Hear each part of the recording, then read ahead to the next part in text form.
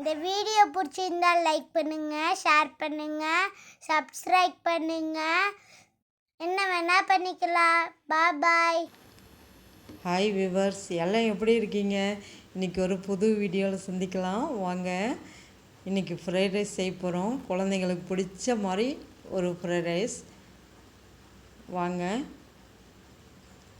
1.5 tumbler அரிசிக்கு 9 tumbler தண்ணி வச்சுருக்கேங்க, கொதிக்க வச்சுருக்கேன்.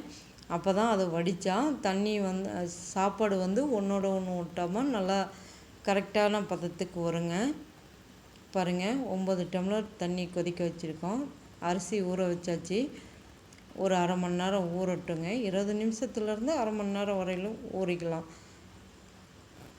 தண்ணி கொதிக்கிறதுக்கே அந்த டைம் எடுத்துக்கோங்க. இப்போ பாருங்கள், சாப்பாடு அரிசி சேர்த்துட்டோம்.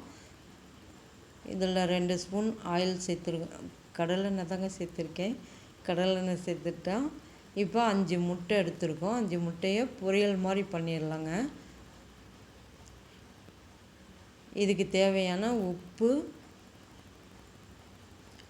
மிளகாத்தூள் சேர்த்துக்கலாங்க. காரத்துக்கு நாங்கள் காரம் சாப்பிடுவோங்க. அதனால் காரம் இல்லைன்னா சாப்பாடு சாப்பிட மாட்டாங்க. அதனால் நாங்கள் காரம் சேர்த்துக்கிறோம். நீங்கள் வேணும்னா பெப்பர் சேர்த்துக்கோங்க. பெப்பர் காரம் எங்களுக்கு இந்த மசாலா காரம் இருக்கணும், அதுக்காக மிளகாத்தூள்லாம் சேர்த்துக்கிறோம். முட்டை ரொம்ப வேக விடக்கூடாதுங்க. வெந்துருச்சு அவ்வளோ அந்த வெந்த பதத்துலேயே ஆஃப் பண்ணிடணும். ரொம்ப ட்ரை ஆகக்கூடாது, அப்போ சாஃப்ட்னஸ் இல்லாமல் ஆகிடும். ரொம்ப வேக விடாமல் எடுத்துருங்க. இதை எடுத்து வேறு பிளேட்டில் வச்சுட்டு ரெடி ஆகிடுச்சு பாருங்கள். இந்த பதத்தில் எடுத்துடணும். இப்போ இந்த சாப்பாடு கொதிக்குது. 2 ஸ்பூன் எண்ணெயும் இதுக்கு தேவையான உப்பு சேர்த்துக்கலாங்க. இதுக்கு முன்னா இந்த கஞ்சிக்கு சேர்த்து மொத்தமாக உப்பு சேர்த்துக்கணுங்க. அப்போ தான் சாப்பாட்டில் உப்பு இருக்கும். இந்த மொத்த குவான்டிட்டிக்கு சேர்த்து உப்பு சேர்த்துணும்.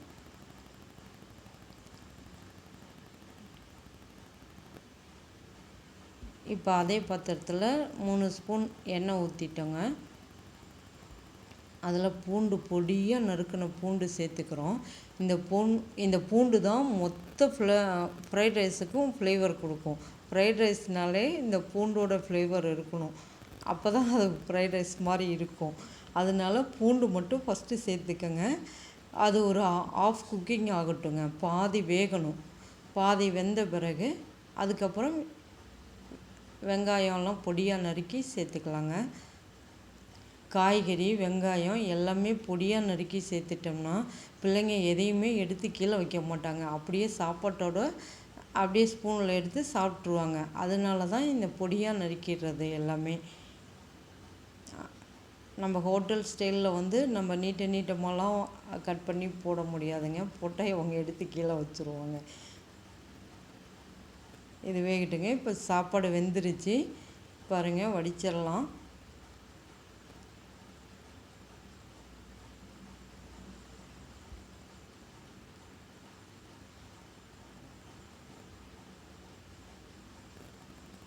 முக்கால் பாகம் வெந்தால் போதுங்க சாப்பாடு.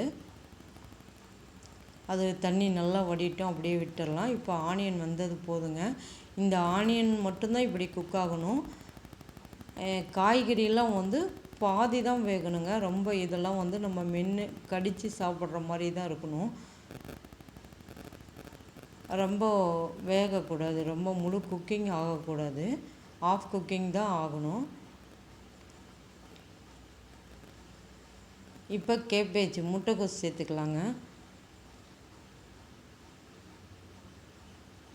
காய்கறியெல்லாம் குவான்டிட்டி அதிகமாக எடுத்துக்கணுங்க. ரைஸை விட காய்கறி தான் எடுத்துக்கணும், வெஜிடபிள்ஸ் தான்.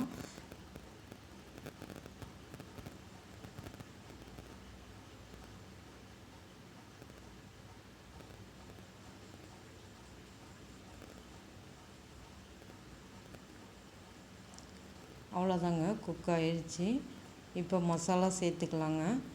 இதுக்கு தேவையான காரம் சேர்த்துக்கலாம். மிளகாத்தூள், பெப்பர் உங்களுக்கு எவ்வளோ காரம் தேவையோ அவ்வளோ எடுத்துக்கோங்க. பெப்பர் மட்டும் போட்டாலும் கூட போதும், பார்த்துக்கோங்க. இப்போ ஃப்ரைட் ரைஸ் பொடி ஒன்று சேர்த்துட்டோம் பாருங்கள், அதுலேயும் கொஞ்சம் உப்பு இருக்கும். இது முக்கால்வாசி காய்க்கு மட்டும் நம்ம உப்பு சேர்த்தணும். மீதி அந்த கால் பாகத்துக்கு வந்து அந்த பேக்கெட்லேயே உப்பு இருக்கும், அது போதுங்க. இந்த பொடி போட்டோம்னா கொஞ்சம் மசாலா ஃப்ளேவர், அந்த ஃப்ரைட் ரைஸ் ஃப்ளேவர் இருக்குங்க. அதனால அதையும் சேர்த்துக்கிறோம். அந்த சாஸெல்லாம் நம்ம சேர்த்துறதில்ல, அதனால அந்த பொடி சேர்த்துக்கிறோங்க.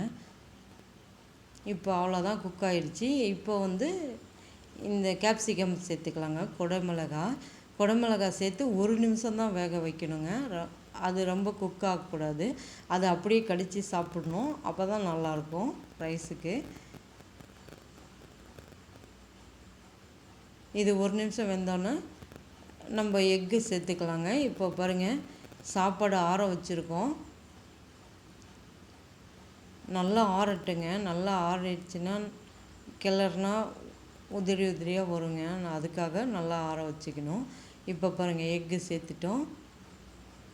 இது கிளறி விட்ட உடனே நம்ம ரைஸு சேர்த்துக்கலாங்க.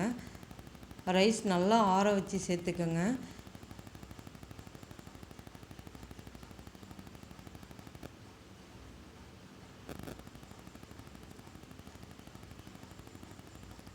அவ்வளோதான், ரெடி ஆகிடுச்சிங்க. இப்போ ரைஸ் சேர்த்துடலாம். இந்த ரைஸ் நல்லா இருக்குங்க. பெரியவங்க சின்னவங்க எல்லாருமே சாப்பிட்லாம். குழந்தைக்காக செய்கிறோன்னு நினைக்கிறோம், ஆனால் நம்மளே விரும்பி சாப்பிடுவோம். அப்படி தான் இருக்கும் இந்த ரைஸ். நீங்கள் சாப்பிட்டு பாருங்கள். ஃப்ரைட் ரைஸை விட இது நல்லாயிருக்கும். நம்ம கடையில் வாங்குகிற ஃப்ரைட் ரைஸை விட இது ரொம்ப நல்லாயிருக்கும். இந்த ஃப்ரைட் ரைஸ் ஆரோக்கியமானதும் கூட. ஆரோக்கியமாக சாப்பிட்ணும், அப்போ தாங்க நல்லாயிருக்கும். ருசியாக சாப்பிட்ணும். பாருங்கள், ரெடி ஆயிடுச்சு. இப்போ இதை கப்பில் போட்டு கொடுத்தோம்னா 1 ஸ்பூன் சாதம் கூட மீதி வராதுங்க. நல்லா ஃபுல்லாக சாப்பிட்ருவாங்க. அவ்வளோதாங்க, ரெடி ஆயிடுச்சு. எங்கள் குட்டி செல்லம் தான் டேஸ்ட்டு பார்க்க போகிறாங்க.